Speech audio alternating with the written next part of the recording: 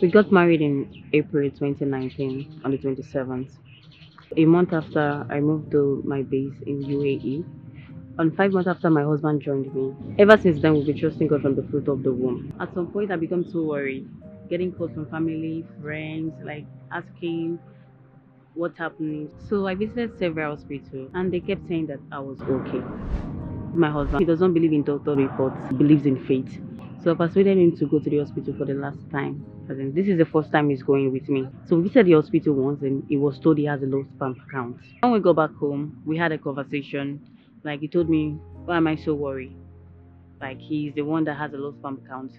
So I was just like, so why am I so worried? Yes, why am I so worried? So I joined my faith with his. Then I joined the sanctuary department in my church. The doctor further said, okay, I have to be on medication so as to boost the sperm. And so I took the report, and for me, I tell myself, instead of using the money to do medications, I can use that to serve. And then, I mean, in my own capacity, serve. I mean, sow a seed in the kingdom, sow a seed in the church. I joined this commission in 2016 before I got married, and I got to know about kingdom advancement endeavors, reading books, listening to messages, attending service, covenant hour of prayer, especially. And I've seen amazing testimonies people share, and that has boosted my faith. And I too have, in some other areas of my life, I've seen this work. So it's lifted up my faith to be able to trust God. On the 26th of June 2022, we attended the day of Covenant Day of Fruitfulness, which double as the day, anointing service. So our resident pastor asked us to come, those trusting God for the fruit of the womb, to come outside.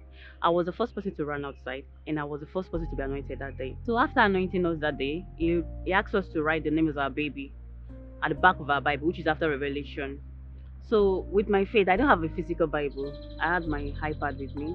Then I took a pen and wrote down the names in my palm and said, today is my service. Then I claimed the service. So a month after, and God confirmed it, I was pregnant for the first time. During the pregnancy, they are giving me negative results concerning the pregnancy. Either the mother dies or the baby dies.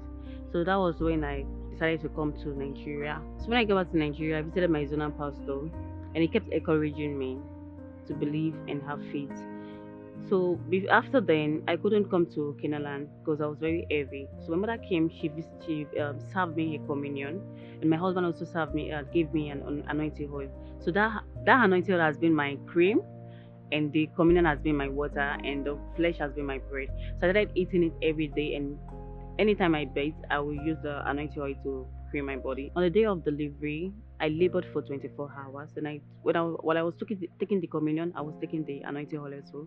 And what was supposed to be a CS, God took over, and I delivered my baby naturally on the 17th of March, 2023. Carrying my baby and seeing my baby makes me the most happiest woman on earth. So I give God all the glory.